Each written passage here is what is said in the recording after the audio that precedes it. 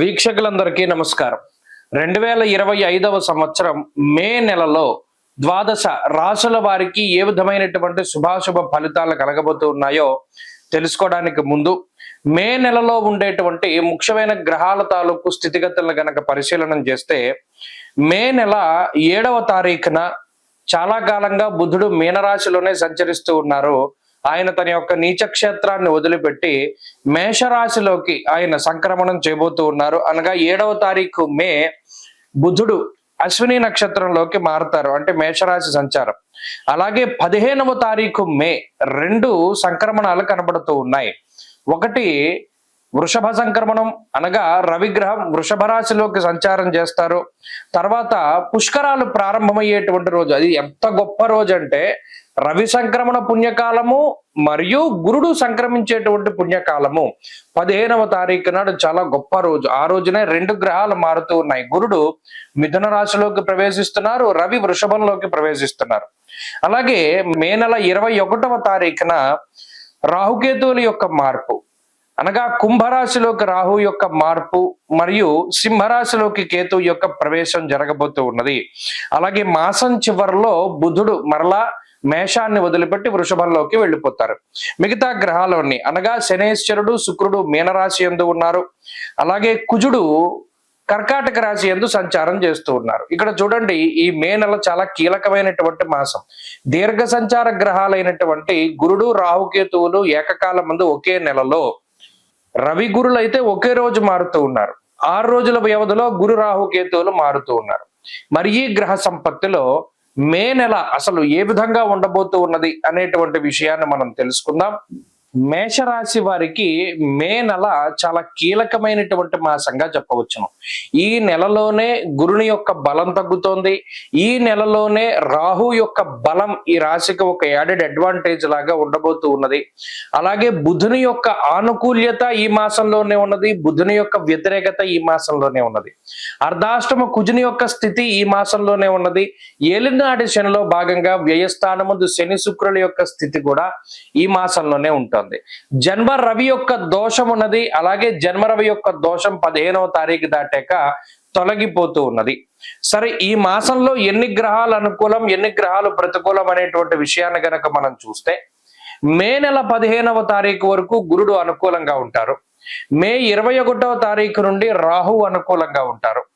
అలాగే మే నెలాఖరులోనే బుధుని యొక్క అనుకూలత కూడా ఉంటుంది. అంటే కేవలం బుధుడు గురువు రాహు యొక్క అనుకూలతతోటి మేషరాశి వారికి ఈ మాసం వెళుతుంది. మరి ఇటువంటి తరుణంలో 15వ తారీఖుకి ముందు ఉండేటువంటి పరిస్థితులు ఏమన్నా కొంత ఇబ్బందికరంగా ఉంటే గురుడు కాపాడుతారు. 15వ తారీఖు దాటాక ఏదైనా ఇబ్బందులు ఉంటే రాహు చాలా గొప్పగా కాపాడుతూ ఉంటారు. కాబట్టి ఇది ఒక మిశ్రమమైనటువంటి మాసం.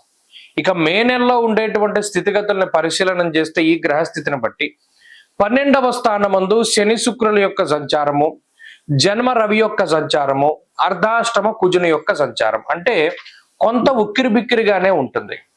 అనగా దేహార్తి చిత్త సంతాప అన్నారు, అలాగే మానహ నిర్మనక్లేశ అన్నారు, అలాగే భాగ్య నిర్భయంకురుర అన్నారు. ఇక్కడ 3 ప్రధానమైనటువంటి గ్రహాలు పీడిస్తున్నాయి. రవి కుజ శనులు.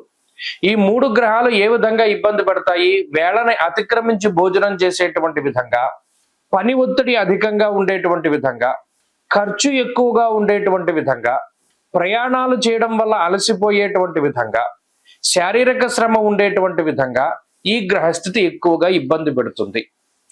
మరి ఇటు 15వ తారీఖు దాటాక ఉండేటువంటి పరిస్థితులు ఎలా ఉన్నాయి అంటే బుధుని యొక్క రాహుకేతువుల యొక్క అనుకూలత వల్ల కొంత ఉపశమనం లభిస్తుంది. అంటే ఈ నెలని 2 భాగాలుగా విభజిస్తే 15వ తారీఖు దాటిన తర్వాత ఉండేటువంటి పరిస్థితులు, ఇంకా ముఖ్యంగా చెప్పాలి అంటే 18, 19వ తారీఖు దగ్గర నుండి కొంత ఉపశమనం అనేటువంటిది మేషరాశి వారికి వస్తుంది.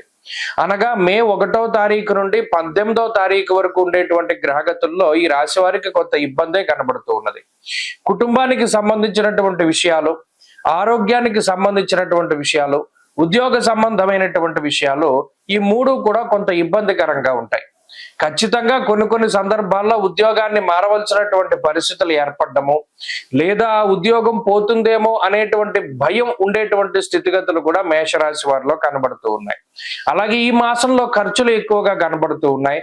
ప్రత్యేకించి రవి, శని, కుజులు ఎప్పుడైతే ప్రతికూలంగా ఉంటారో హెల్త్ కండిషన్స్ చాలా ఇబ్బంది పెడుతూ ఉంటాయి.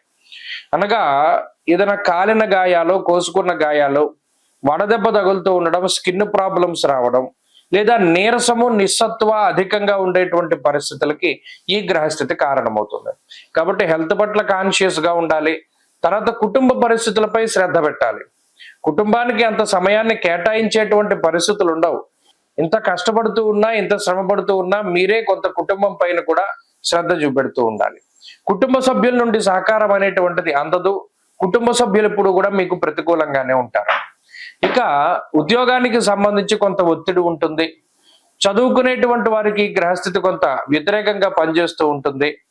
18వ తారీఖు దాటాక ఈ గ్రహస్థితి నుండి కొంత ఉపశమనం అనేటువంటిది ఈ రాశి వారికి వస్తుంది. ప్రత్యేకించి ఆర్థిక పరమైన విషయాలు, అలాగే ఏదైనా కష్టపడుతూ ఉంటే ఒక్కరును మిగతా వారు సహాయం చేసేటువంటి స్థితిగతులు ఇవన్నీ కూడా 18వ తారీఖు దాటాక కనబడ్డాయి. కాబట్టి మేషరాశి వారికి మే నెల అనేటువంటిది కొంత మిశ్రమంగానే సూచిస్తూ ఉన్నది. ప్రత్యేకించి గ్రహాల తాలూకు దోషాలను తొలగించుకోవడానికి, ప్రత్యేకించి రవి, కుజ, శనేశ్వర గ్రహాల తాలూకు దోషాలను పోగొట్టుకోవడానికి ఆంజనేయ స్వామి ఆరాధన అధికంగా చేయాలి.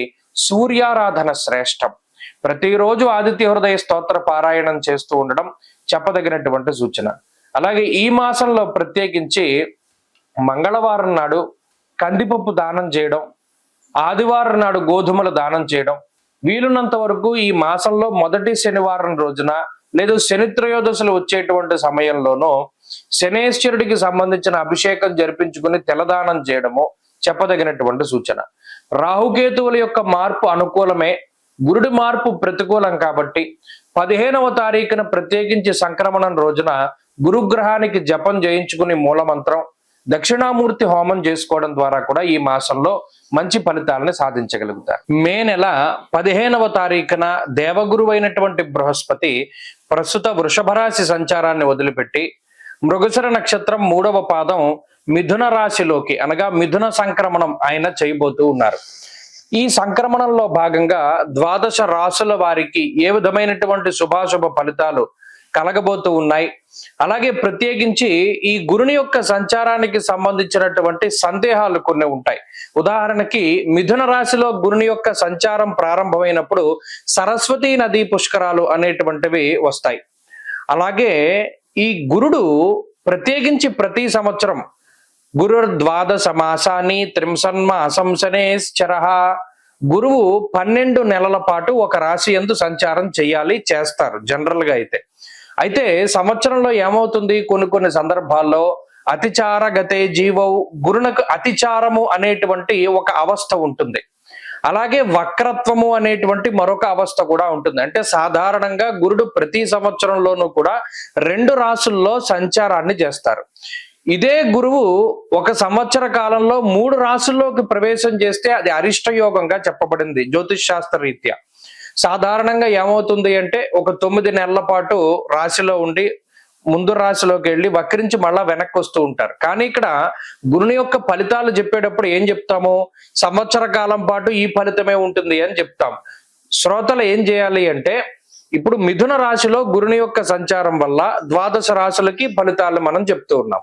మధ్యలో అక్టోబర్ నెలలో గురుడు పునర్వసు 4వ పాదంలోకి వెళతారంటే కర్కాటక రాశిలోకి వెళ్ళి మళ్ళా డిసెంబర్ నెలలో మిథున రాశిలోకి వస్తారంటే మరలా బ్యాక్ వస్తారు. ఆ 2 నెలలు మినహాయించి మిగతా 10 నెలలకి ఈ ఫలితం అనేటువంటిది అన్వయం అవుతుంది. కాబట్టి ఆల్మోస్ట్ సంవత్సరం పాటు కూడా గురుడిచ్చేటువంటి ఫలితాలు ఏ విధంగా ఉన్నాయి అనేటువంటి విషయాన్ని మనం చాలా క్లుప్తంగా ఈ వీడియో ద్వారా తెలుసుకొనవచ్చును. అలాగే గురుని యొక్క కారకత్వాలు కొన్ని ఉంటాయి. యజన కీర్తి గృహ కాంచన పుత్ర వస్త్ర అశ్వాది కారకో గురు, దేవగురువైన బృహస్పతి సంతానానికి కారకుడు, వాహనానికి కారకులు ఆయన. అలాగే గృహానికి భూమికి సంబంధించినటువంటి కట్టుబడులకి వాటికి కూడా కారకులు, యజ్ఞయాగాది క్రతువులకి కారకులు, తీర్థయాత్రలకి దైవ దర్శనాలకి వీటికి కారకులు. ఒక్క గురుడు జాతకంలో గోచార రీత్యా బలంగా ఉంటే, జాతకంలో బలం తక్కువగా ఉన్నా కూడా కొన్ని సందర్భాల్లో గోచార గురుడు చాలా వరకు కాపాడతారు. కాబట్టి ఈ విషయాన్ని మనం దృష్టిలో పెట్టుకోవాలి. గురుబలం లేదు గోచారంలో అంటే ఆ సంవత్సరం అంతా అదృష్టం ఉండదు, దైవ బలం ఉండదు, ఏ పని చేసినా కలిసి రాదు అనేటువంటి విషయాలు ఉంటాయి. కాబట్టి ప్రతి రాశికి ఈ ఫలితాన్ని మనం అన్వయం చేసుకుంటూ వెళదాం. ఈ గురుని యొక్క మార్పు.